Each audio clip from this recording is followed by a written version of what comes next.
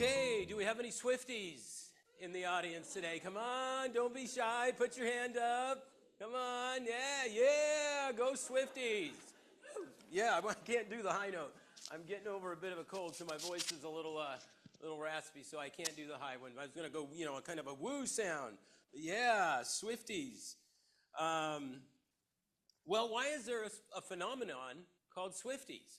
Why has Taylor Swift become a global sensation? Why is that?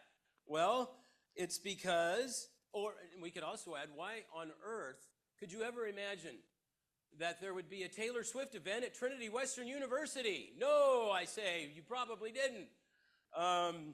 So why are we here? Well, because her music, and Yusuri highlighted this in her presentation, her music articulates our lives.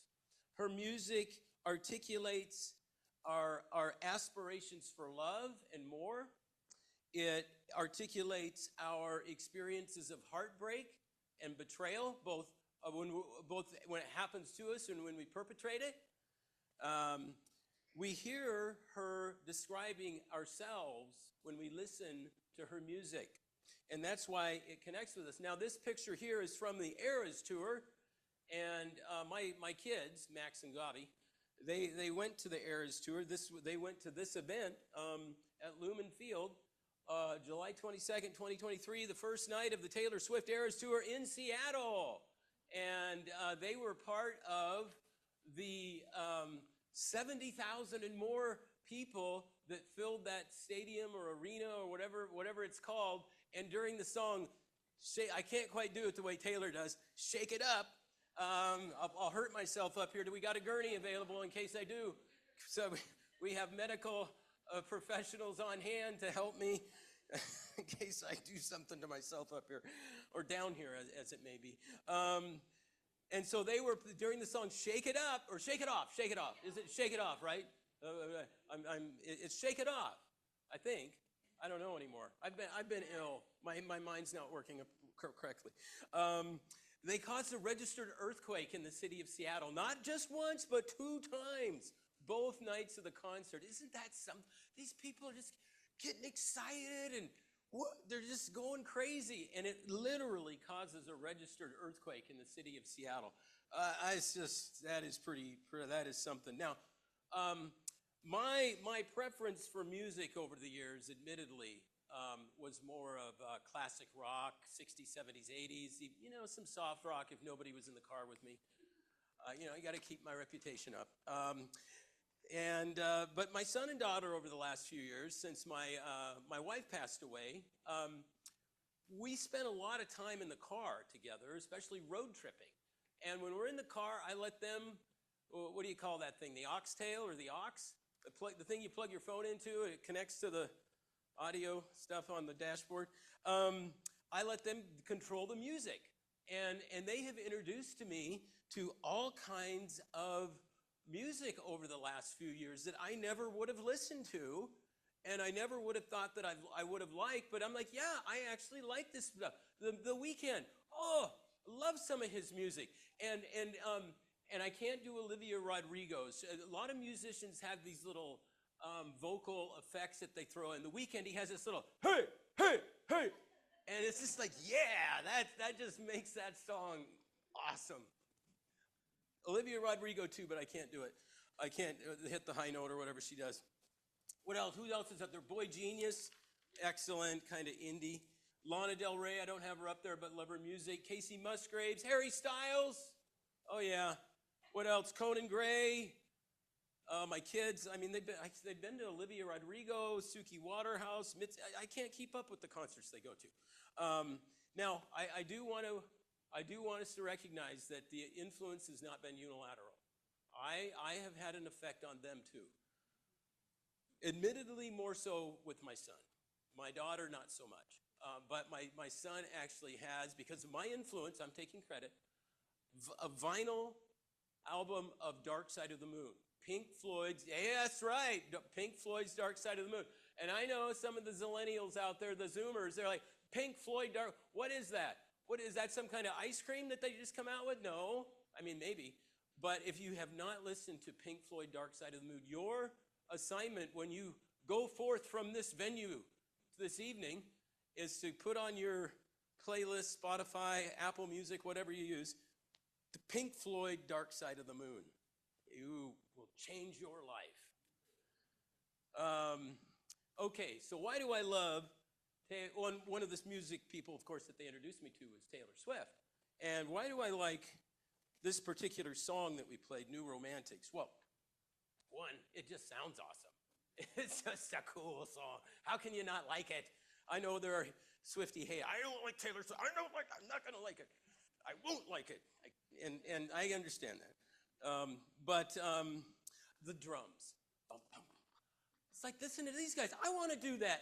Ellie, help me do that with that guitar. I just like, come on. I listened to that song. I was like, man, I wish I could perform like that and do something that sounds that cool. But I can't unless I play it on the Spotify. The song makes me want to dance. How many of you wanted to dance? Come on. Yeah, Il Nathan, that's right. That's right. I wanted to, but to spare you all embarrassment, I resisted that urge. Well, why else do I like this song? I like this song because it's honest about human life. It's honest about human life. Oh, I do this in class. I get away from my PowerPoints. Where am I? I think I'm still okay. It's honest about human life. And Yasuri picked up on some of the, relate some of this too. It has a spirit of defiance to adversity and resilience. Those are excellent character qualities that we need to have to do well in life. And it has the gospel in it. It contains the essence of what it means to follow Jesus Christ in and for this world. And I know you think, Studebaker, are you crazy? Really? The gospel in not only in a Taylor Swift song, but one called the New Romantics. Oh, come on. Well, as the song says, come on, come along with me. So let's take a look at some of the lyrics. First, we're all bored. We're all so tired of everything. We wait for trains that just aren't coming. Those lyrics capture the malaise that can take hold of our lives. Not just the banality of the world out there, but our own apathy. Our own apathy. As the Aerosmith song, reaching back to the 1970s rock band, sometimes our get up and go done got up and went. What else here?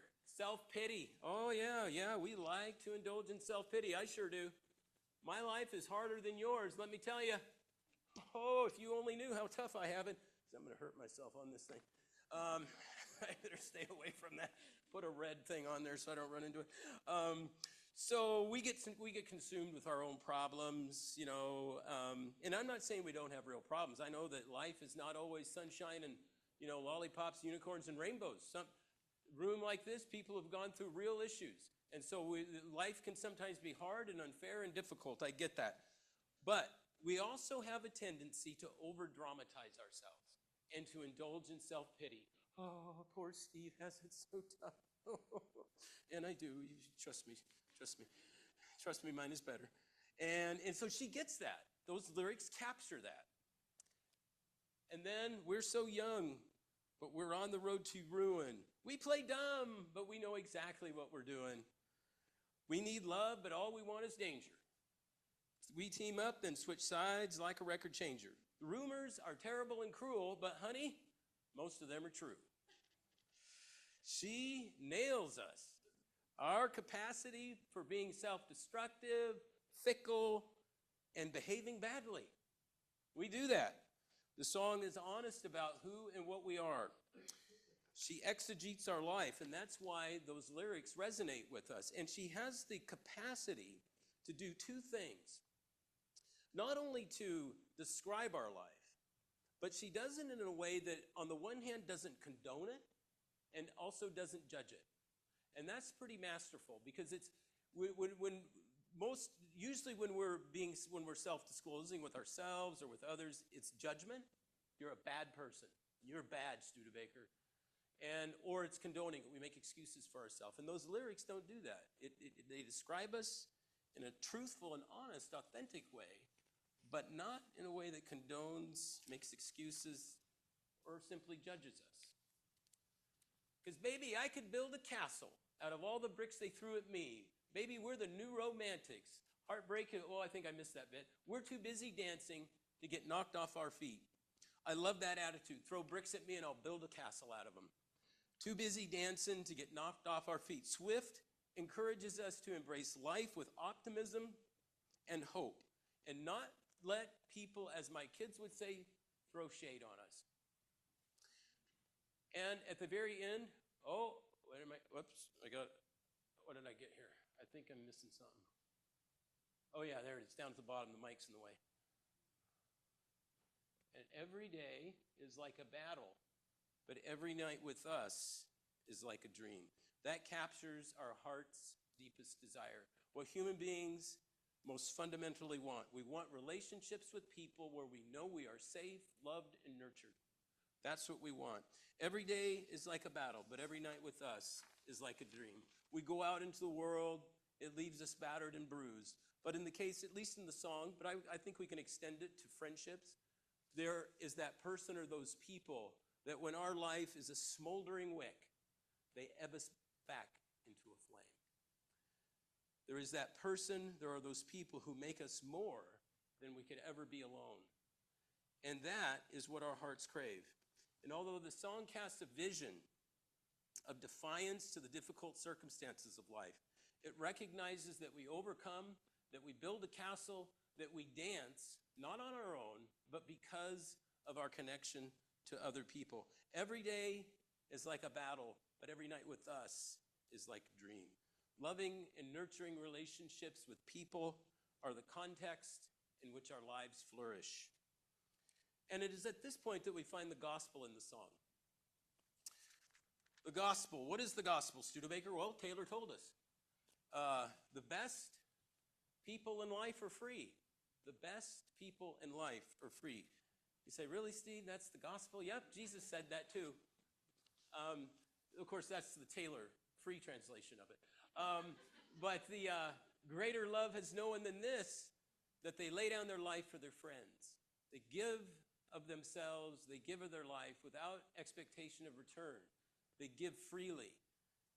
And the classic example of this is the soldier who throws their life, literally throws themselves on a grenade, or probably more today, an IED, and literally sacrifices their life for the sake of their comrades. There is no more than that person can give. They are giving their life to save others. There's no possibility of repayment, of recompense, or even reward or recognition. They know that when they do this thing, it is the very last thing they will do on this earth. Their life is done for, and they do it. They give themselves utterly and freely for the sake of others. Now, the world that we live in is often not like that. We live in a world where people give of themselves and they expect something back. We live in a quid pro quo world. You do this, or you do that, and you'll get this. And we expect that in many contexts of our life. Professional environment, you perform well, you exceed your goals, and you expect to be rewarded for that. It's unfair if you're not. If you've got a coworker who is constantly bungling around and incompetent and can't get her done, and you do, and they reward that person, oh yeah, you're going to be struck with some appropriate righteous indignation. And that's just not fair. That's not the way certain parts of the world should work. But in our relationships with people, our friendships, our romantic partners, that's not the way we want to interact with people. We don't want people to love us and to be friends with us because they get something out of it. They get something from us. We don't want our fundamental human relationships, friendships, and loving relationships to be based on a utilitarian quid pro quo calculus. I'll be friends with you if you do something for me. There's something dirty about that. We want people who are free, and that is what God is like. God is free. God did not, before I became a Christian, God did not shout down from the heavens and say, hey, Studebaker, I'll love you if you do X, Y, and Z for me. Studebaker, I'll love you if you clean your act up and you get your life straight. No, God did not do that. God said, I love you, the dirty, rotten sinner that you are. And let me tell you, there wasn't a lot, I mean, there's not a lot probably lovable about me now, but compared to then, you know, everything's on a relative scale here, folks. Compared to then, about the only thing I had going for me back then was I could tie flies and fly fish. Beyond that, I was just a terrible wreck. And yet, God loved me. God loved me in that condition. How did he love me? He loved me through three guys. Oh, hold on. Hold on. Go back. Oh, no. At least I'm consistent. Anybody's been in my class, you're like, oh yeah, he did this on Monday. So how did God love me? He loved me through three guys, Mike, Doug, and Dan. These were three Christian guys. I worked in a small furniture shop in Forest Grove, Oregon, and I would come in half drunk, half high on cocaine still, and, you know, drag myself into the shop, you know, barely alive. And these guys became my friends. They extended their lives to me in friendship. I could offer these guys nothing. These good Christian guys. We worked. The only thing we had in common was we worked in the same little shop. And through their lives, I experienced God's love, God's care, God's compassion. The best people in life are free.